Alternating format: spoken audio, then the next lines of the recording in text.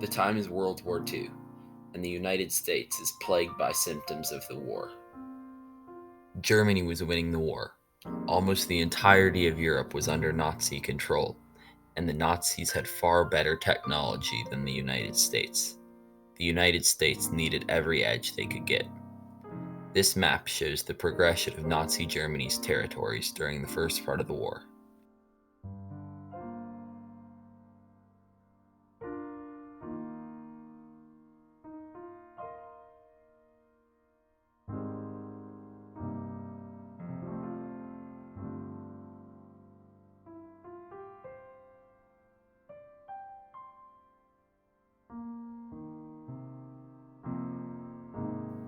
Times are hard for the United States, and the economy is down.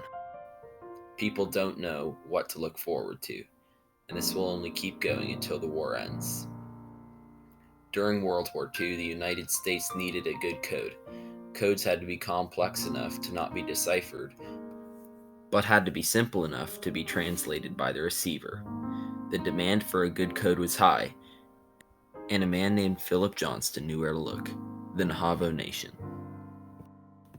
The year is 1896, and William Johnson has brought his son Philip to Flagstaff, Arizona, where William would intervene and defuse a potentially violent clash known as the Padre Canyon Incident.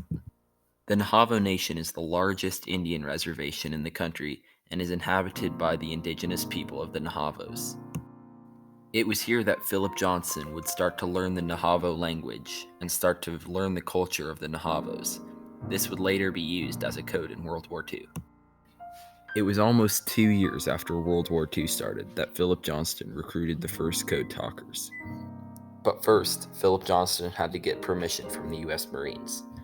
At first, the Marines were hesitant about Johnston using the Navajo language as a code, as the Choctaw language had already been used as a code in World War I. Although this was not the Navajo code, it was the same idea of a language being used as a code. Philip Johnston, a World War I veteran himself, knew fully of the Choctaw language, but still wished to use the complex Navajo language as a code. The Marines eventually gave in, and Philip Johnston got his approval. On October 2nd, 1942, Johnston recruited his first batch of Navajos. These Navajos would create the Unbreakable Code, as it would come to be known as. The Navajo code was unique because it used Navajo words with a few slight changes instead of complicated codes. Originally, Philip Johnston only recruited a handful of Navajos, but over the course of the war, over 400 Navajos would be recruited as code talkers. Just like a Marine, a Navajo code talker would have to go through the same training process before being put into duty. They were treated as part of the Marine Corps, which was a huge cultural barrier being broken. This was the first time that Native Americans were really widely accepted into the military. During the invasion of Iwo Jima, 6 Navajo code talkers were operating simultaneously. They managed to transmit over 800 messages without any errors. Although the war ended in 1945, the Japanese never broke the code, and the code remained unbroken at the end of the war. After learning that the Unbreakable Code was just the Navajo language, Japan sent students to the United States to learn Navajo so the code could never be used again. Code talkers were much more practical than traditional coding machines. They could translate a message up to 9 times faster than a coding machine, which can save lives in battle. The code talkers impacted the economy of the United States by making complicated and expensive coding machines a thing of the past. They were the foundation of an economic empire of Navajos and the Marines. This victory, shared between the two parties, helped create stronger political bonds. The code talkers influenced the politics of wartime United States by being a big part in winning the war. The war arguably could not have been won without a good code, and the Navajo code talkers provided just that. The victory also gave the Navajo Nation a lot more publicity in the world. A lot more people knew about the Navajo Nation just because of their unbreakable code. The code talkers broke social barriers by exposing their culture to the rest of the world. This culture was generally not known before World War II. They proved that people with diverse backgrounds could come together to accomplish a common goal, in this case, World War II. They played such a pivotal role in the war that President Reagan declared August 14th National Navajo Code Talker Day after the war in order to honor their service to the nation. This shows the amount of dedication that they had to the war and the huge influence that they had on the victory. Some Navajo teens were so committed that they lied about their age in order to serve. According to Major Howard Connor, the signal officer of the Navajos, were it not for the Navajos, the Marines would never have taken Iwo Jima. Iwo Jima was a pivotal part of the war. So why did Philip Johnston feel the need to create the Navajo Code? At the same time, the Germans had a coding machine called the Enigma. The Enigma would use rotating wheels to scramble the letters of the alphabet.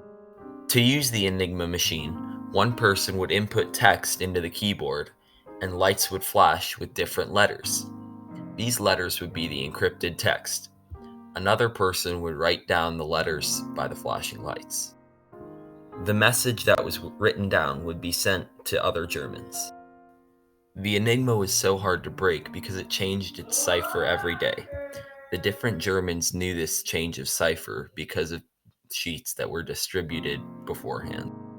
Breaking the code was no easy task, but in 1932, a man named Marian Rejewski broke the message keys of the plug-board Enigma machine.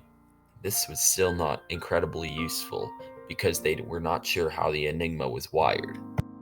But later, a French spy named Hans Thilo Schmidt obtained the wiring blueprints.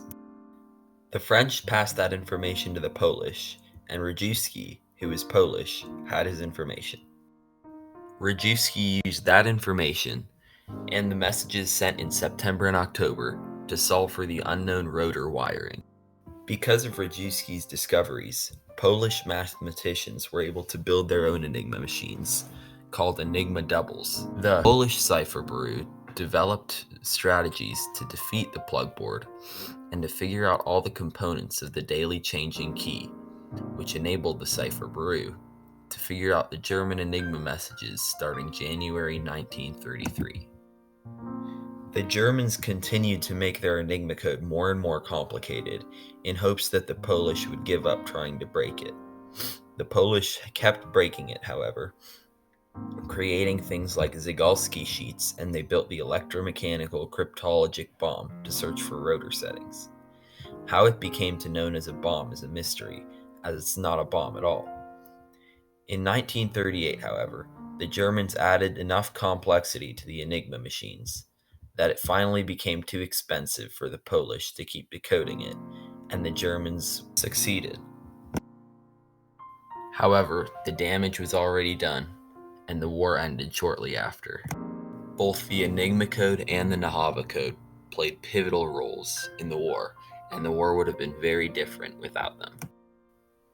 They both broke dozens of barriers and will go down in history together as the Enigma code and the legendary Unbreakable Code.